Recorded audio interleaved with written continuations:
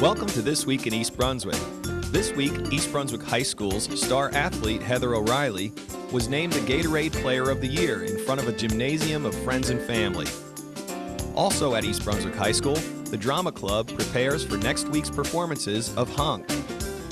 Community Day took place last weekend at the Brunswick Square Mall. A review of last Monday's Town Council meeting, information on the annual Daisy Breakfast and Friends of the Library book sale, and more coming up, so stay with us. The 20th Annual Daisy Breakfast will be held on Sunday, March 23rd from 8 a.m. to 1 p.m. at the Brunswick Hilton Hotel on Route 18 in East Brunswick. Meet your neighbors, make new friends, and enjoy the best breakfast buffet in town, featuring eggs, bacon, ham, home fries, pancakes, donuts, rolls, juice, coffee, tea, and milk. Tickets are $10 for adults and $2 for kids under 10, and parking is free at the Hilton. Sponsored by the East Brunswick Local 9 of the New Jersey Law Enforcement Officers Association, proceeds from the breakfast directly benefits persons with disabilities who participate in the Daisy Recreation Program. Designed to promote the concept of education through recreation for the challenged population. The Daisy Recreation Program is sponsored by the East Brunswick Division of Recreation and the Daisy Association. This popular community event is run by volunteers who work tirelessly throughout the year, planning the breakfast, and then all coming together the day of the event, preparing, serving, and cleaning up. The success of the event would not be possible without the generosity of the many donations received from the following donors: the East Brunswick Hilton Hotel, Plum Rose USA, LaFair 2 Bake Shop, Lamo Builders Incorporated, Austin Cossack Jr. Associates, and the New York and New Jersey Port Authority PBA. Breakfast tickets are available at the East Brunswick Recreation Office, the Municipal Clerk's Office, and at the door. Please call 732-390-6797 or 732-390-6850 for more information.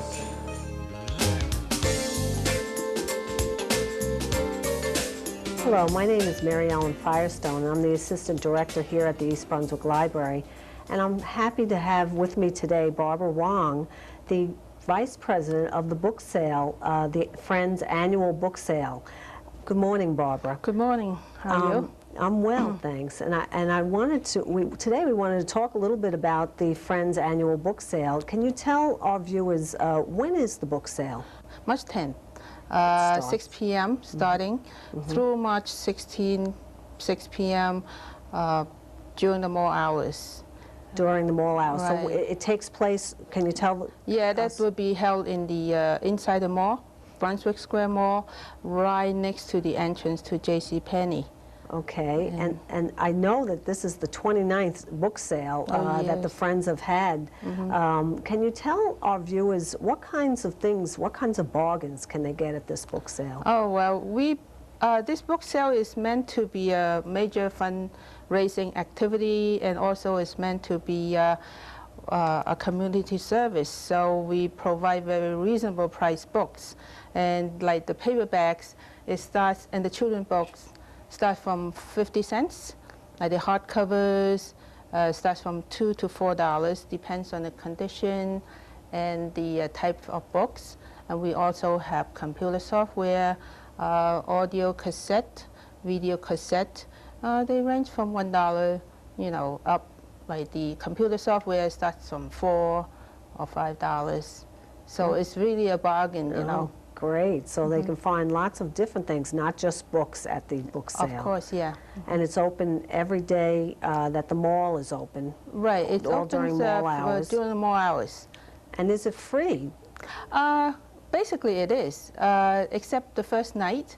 We charge $1 for admission per person, so they have, each person, those person who pay $1 can have the first pick on the books that we have or whatever we have, in the book sale. I know this is a huge undertaking, and I know that there's literally thousands of books and other videos and audio cassettes. Can you tell us, are there any special events at the book sale? Oh yeah, just to put some varieties to the book sale, so we have puppet shows.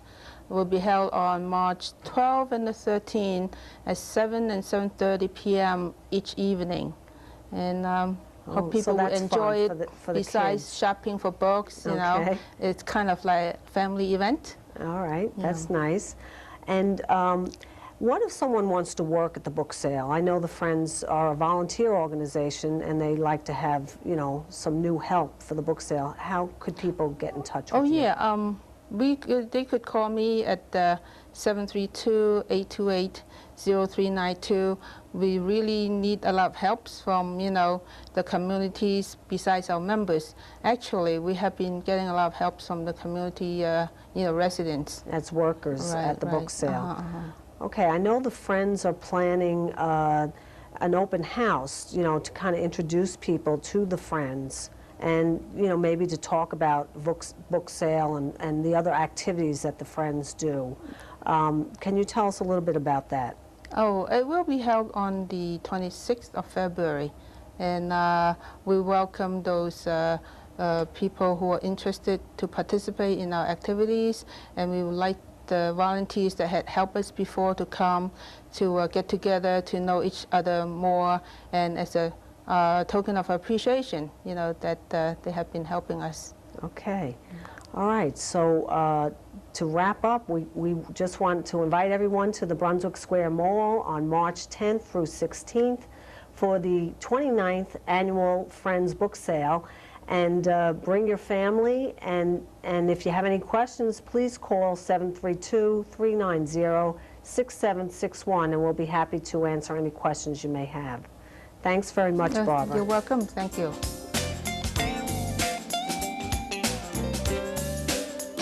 At Monday night's Town Council meeting, roadways were among a few items committed to during the 2003 capital budget presentation. There are 700 plus roads and over 180 miles that need to be maintained for our driving safety and our property value protection. This year, 2003, our capital budget makes the same commitment. We are also ready to begin an exciting project that has been under consideration and being designed for the past several years. It is now ready to become a reality in 2003. The bikeway pedway connecting Brunswick Square Mall to the municipal complex can be built this year with capital assistance and your support. We have received state and federal grants totaling $585,000 to cover most of the cost of this $700,000 project.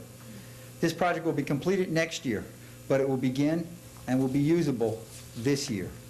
The project will make it possible for pedestrians and bicyclists to safely travel on Riders Lane and Ruse Lane. The purchase of $38,000 for mobile video recorders for our patrol cars is the final phase of these purchases. This has been a tremendous investment for the Public Safety Department. It has made the job of our police officers safer and easier and has protected the community from frivolous accusations by perpetrators. The remainder of the capital budget includes equipment purchases, drainage reconstruction, and a roof replacement at the Public Works building. The Council has a detailed list of all the requests made and a list of the final recommendations. The total cost of all the items is $2,680,872. It is extremely important to note and to understand that the tax implication of these investments is zero. In my 7 years as your mayor, I have never proposed borrowing more money for the capital budget than the debt that was retired the year before. The second presentation revolved around Mayor Neary seeking the council's approval to acquire the property on Cranberry Road adjacent to the high school. Especially when they take their kids sleigh riding on the hill that comes down the high school and goes right into that property. It's like a recreational area for years. I know I took my own child there. I know I did some sleigh riding there. I'm sure members of the council did the same thing. So what you're looking at now is a 3.5, maybe 3.6 acre piece of property that will, within the next couple of months, the developer who has the approval will be able to come to the township, get their building permits. They won't clear cut the trees, but there certainly won't be enough trees that you'll notice to build up a new office and to have a parking lot for over 100 cars, right smack in the middle of that property, right in front of the high school. I think one of the problems we created is that open space, as hard as we've worked at it and much effort we put into it, a lot of people don't appreciate non-construction. Even this morning, if you read this, the home news, there was a letter from one of our residents today who was talking about the properties that are being developed. There was no mention to the hundreds of homes that weren't being developed because of the efforts of this council and my administration. So I think what you're going to see when those trees are down and that office building is going up, people are going to feel a certain loss of something in the community. A property that kind of establishes the high school campus as an island on top of a hill, not surrounded by any commercialism, any traffic, any type of development like this. So I believe for the long-term future of the community, it's a good idea to buy the property. Now, the first question you always ask is how much? We can only pay for what it's appraised at. Total cost on it, according to what we guess, will be between $900,000 and $1 million. There's already over $300,000 you have in open space money to use as a leverage against the $900,000 to $1 million. You also have an ability that if the council makes a commitment to purchase it, we'll also be able to sit down with the owners of the property and perhaps discuss negotiations about maybe they want to gift something to the town and get themselves a tax write-off, and we can get a little bit cheaper. The final presentation covered the costs and the reasons for a new water storage tank.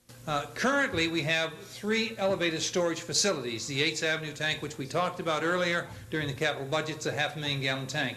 We have the Summer Hill Road tank, which is behind Brunswick Square Mall, which is a 1.5 million gallon tank, and we have the tank on Fern Road, which is 1 million gallons. We have 3 million gallons elevated. And the tank that's shown in the picture is a 2 million gallon tank. So we have a total of 5 million gallons of storage capacity if there were something that happened to our supply. We, on average, use domestically within the town 6 million gallons a day.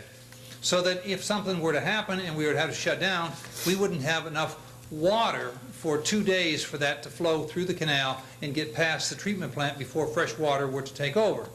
Out of that review of both the federal requirements and the state requirements, it became obvious that we needed to have additional storage. Elevated storage is the most expensive storage. We don't need additional elevated storage to put a hydrostatic head on our system, but what we do is ground level storage. The mayor recommended in his message after this review, which we started in August of last year and worked it through until November when the Water Policy Advisory Board approved that, and the chairman, Norm Phillips, is here tonight of the Water Policy Advisory Board. They made recommendation that we submit it to the mayor. The mayor said, I think it's a valuable value asset to the town to have that type of protection. He proposed it when he talked on January 27th. I have put together a schedule, which you see, which is a very aggressive schedule. The next town council meeting will be held on March 17th in the municipal courtroom. We're here at the 14th Annual Community Day in East Brunswick Square Mall. 68 nonprofit organizations have gathered and set up booths to recruit members and reach the people of East Brunswick, while other groups are performing to provide live entertainment for the audience. Let's take a look.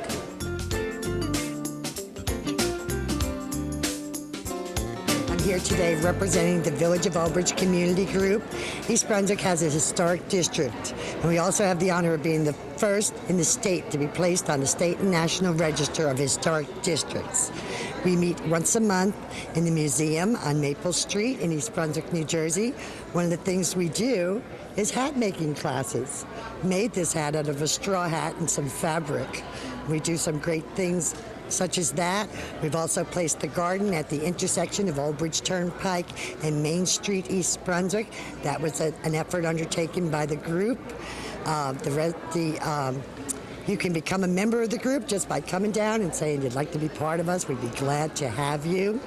These are some of the pictures of the building and the town of what they looked like 50 to 100 years ago. These are buildings that stood in the historic district of East Brunswick. I'm a past president and a proud member. Every year they've started it for the past 5 years that they have a bicycle tour all around the area. We raised $15,000 last year, and we start sending out flyers to families in their homes in the summer in July, and it's a great experience, and we just want to get as many people involved as we can to raise money. What are some of the summer programs that you do? We don't specifically do summer programs. Habitat for Humanity in general does. A lot of school organizations do it. I'm from actually Rutgers College, Habitat for Humanity. We started an organization and we're trying to do a spring break next year where we're going to go to Florida. Last year I went to Tallahassee to build homes last year during my spring break. Can you tell me a little more about each of these committees? Sure. We need a lot of help for Middlesex County, specifically for Habitat for Humanity. We're low on volunteers. There's only about 8 people on the main committee, so we just need more committee members.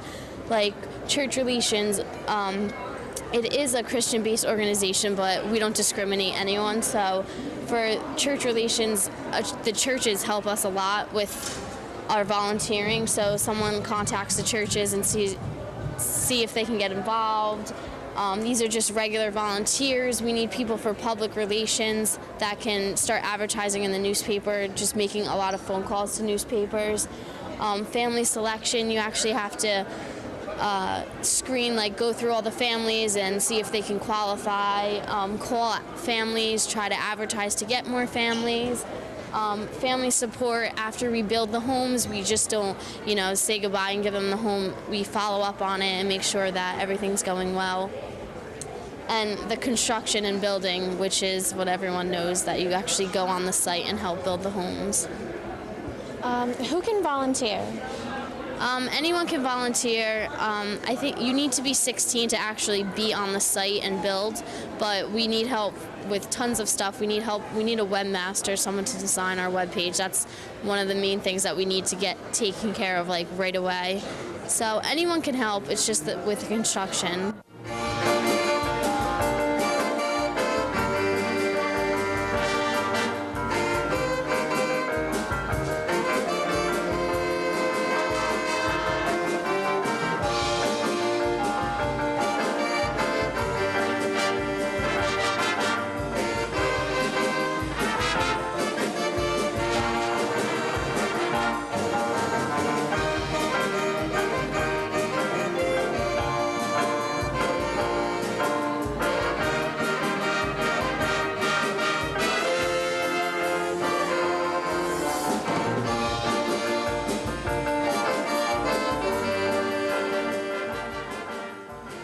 The mission of Cub Scouts is basically to have fun. We have our Tiger program, which is first grade students, and they search, discover, share. The motto of the Cub Scouts from 2nd through 5th grade is to always be prepared, and basically, like I said, to have fun. Who can join? Any child through the ages of 7 through 11 is eligible for Cub Scouts. That's essentially 1st grade through 5th grade. What are some of the highlights that you have throughout the year? Our program is very busy, and to name a few of our highlights, we do our annual Pinewood Derby event, where each child builds a car out of a block of wood, and they race it down a wooden track. It's a little bit competitive, but we like to try and have fun, so every child receives an award in our pack. The boys also learn how to use tools.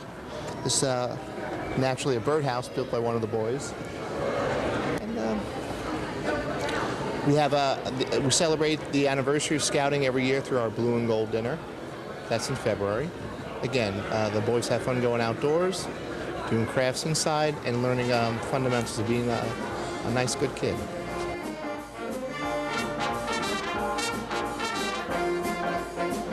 For more information about next year's Community Day, please contact the Division of Recreation at 732-390-6797. I'm Sophia Yan reporting for EBTV.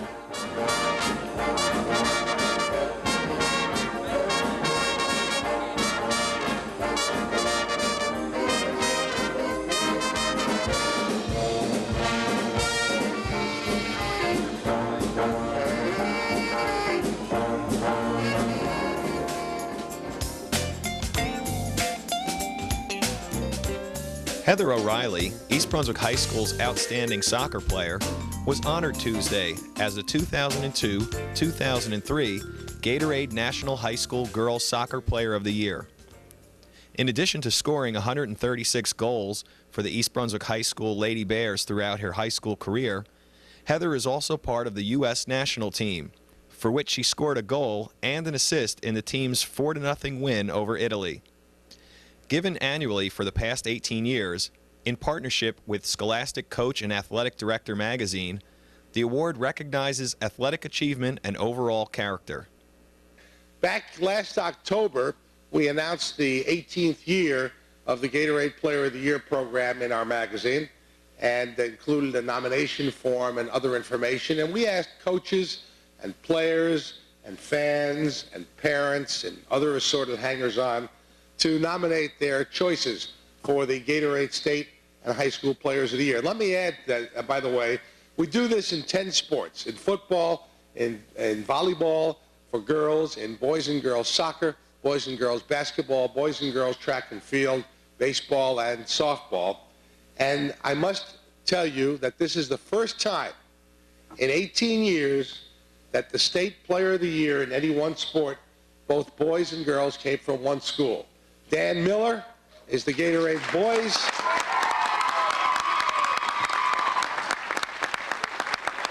Gatorade New Jersey Boys Player of the Year, and of course Heather, on her way to winning national honors, was named as the Gatorade Girls State High School Player of the Year for New Jersey. So this is the first time in 18 years, so there's always something new.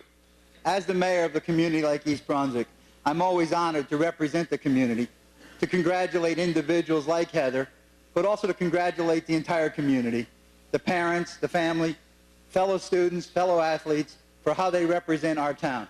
We're a very special community, a very special town, and I'm very honored that I have an opportunity to thank Heather on behalf of the entire town.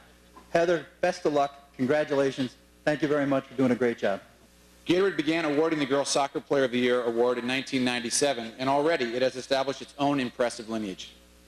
The first two Gatorade Girls Soccer Players of the Year, Allie Wagner and Christy Welsh, are both members of the U.S. national team and were the top 2 overall draft picks in this year's WUSA draft. Today, Heather becomes a part of that lineage, and Gatorade joins the nation's soccer community at large in anticipation of a career that is sure to generate excitement for many years to come. When you look at Heather, the athlete and the person, it is easy to understand why she deserves to be named Gatorade National Player of the Year. She tallied, as you guys know these numbers, an amazing 136 goals in her high school career, earning countless individual accolades, and of course helping the Lady Bears claim the Group 4 state championship in 2001. Heather is at the core of what will be the women's national team someday. And much to the chagrin of women's college soccer teams across the country, Heather will take her talents to the University of North Carolina this fall to join the most dominant women's athletic program in NCAA history. One that has been to 22 Final Fours, claimed 17 national championships in only 24 years of existence. Pretty good track record. And it is with great pride that I induct you into the Gatorade Circle of Champions as the 2002-2003 National High School Girls Soccer Player of the Year.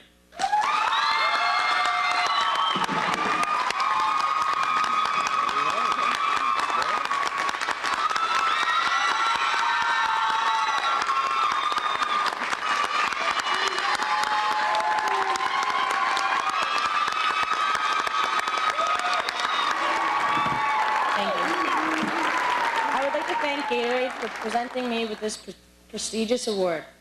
As I glance at the list of previous honorees, it is both flattering and an honor to be included now on that list amongst many world-class athletes.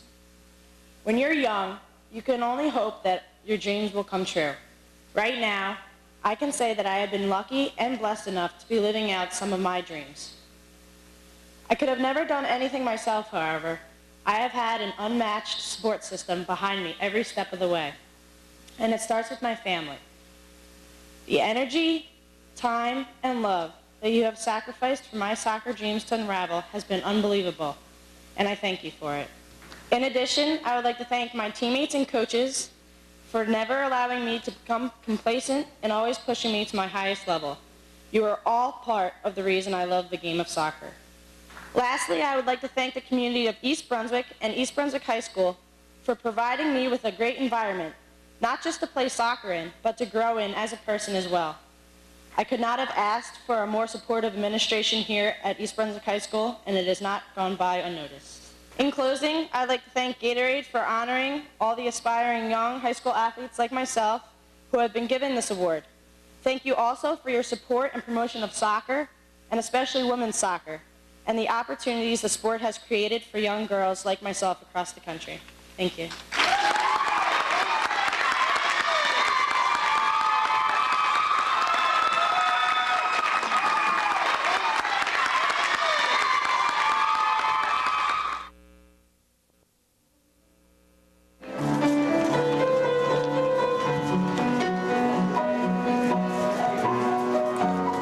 The East Brunswick High School Drama Club is busy putting the final touches on their new play, Honk, scheduled to run next week, March 13th through 15th at East Brunswick High School.